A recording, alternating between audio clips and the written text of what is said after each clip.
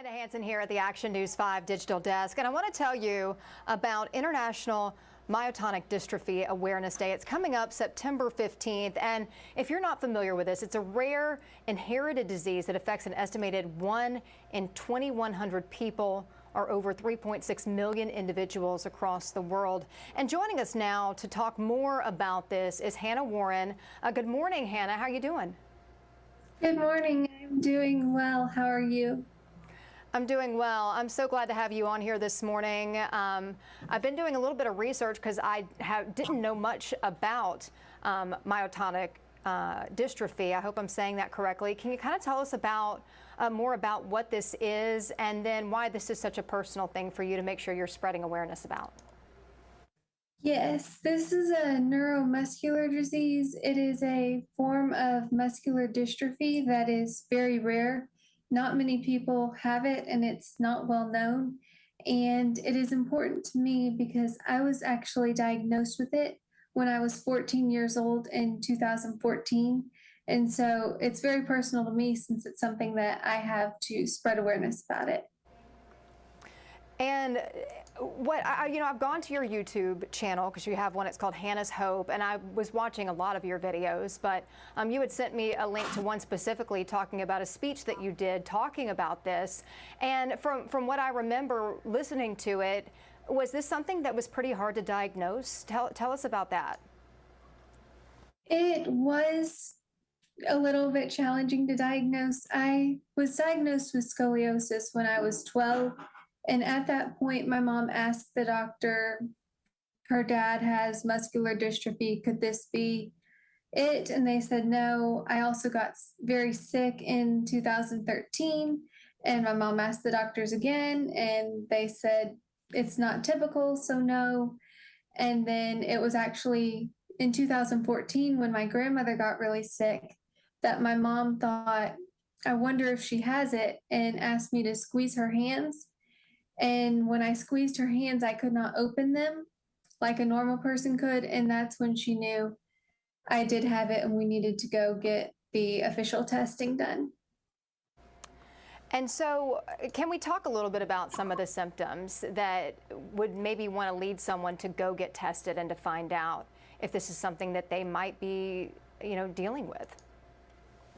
So the first main symptom is hands tightening. If you were to put your hands in a tight fist and not open. Another common symptom is if your tongue tightens. For me, I have more internal symptoms. I have a lot of breathing issues and GI issues. But anything with your muscles that is hard to function could be a reason to go test for a form of muscular dystrophy or myotonic dystrophy. And it was interesting for me to read up on because, like you said, I did not, or like I mentioned, I didn't know a lot about this. And, this is something that is inherited, and that if you have it, is there a chance that you can pass this down? There is a 50% chance of passing it down.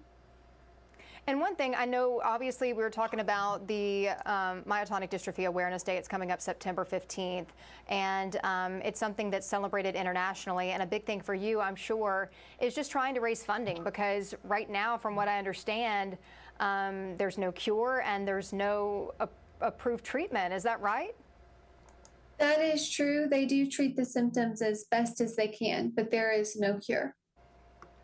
Why do you think it is that do you feel like that maybe just people don't know that this exists and that, the funding is needed to find out more? Like, what is your hope being able to get on a platform like this and to be able to share your story? Because, it's not easy to always probably talk about these things. I do think that people don't know about it, and so it's hard to raise funding, like you said.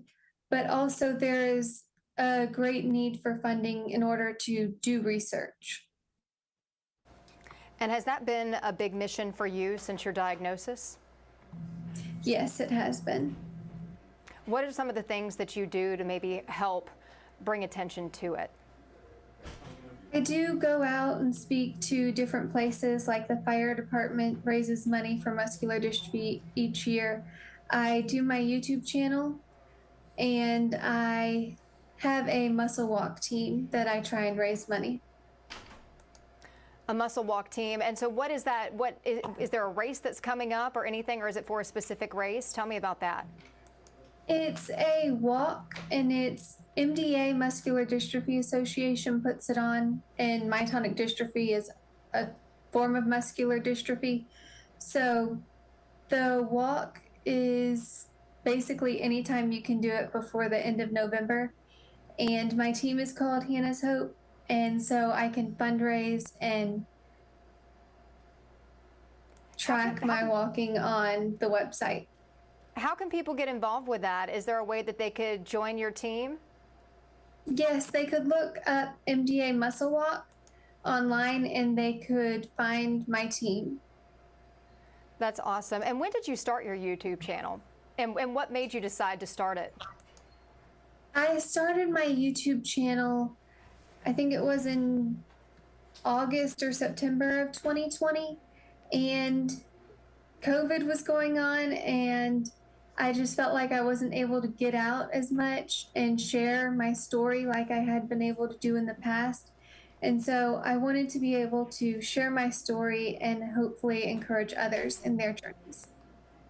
I think that's really awesome, because the beauty of the digital space is that you can stretch your message beyond just right here in the city of Memphis. I mean, someone on the other side of the world could pull up your YouTube channel.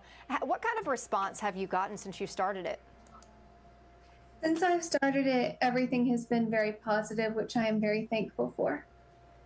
That's awesome. Well, again, let's tell people one more time how they can be a part of Hannah's Hope team and help, find more treatment options and hopefully a cure for this later down the line. So you can join my Muscle Walk team, Hannah's Hope, at the MDA Muscle Walk website, or you can go to myotonic.org and donate specifically to myotonic dystrophy. Well, Hannah, anything else you want to mention before we let you go? I would like to share my life verse, which is 2 Corinthians 4:16 through 18, which says, "Therefore we do not lose heart, though outwardly we are wasting away, yet inwardly we are being renewed day by day. For our light and momentary troubles are achieving for us an eternal glory that far outweighs them all. So we fix our eyes not on what is seen, but what is unseen. For what is seen is temporary, but what is unseen is eternal." Hannah, we appreciate those words today. We appreciate you taking time on here and being so vulnerable, sharing your story, and good luck with the walk. Thank you. Thank you for having me.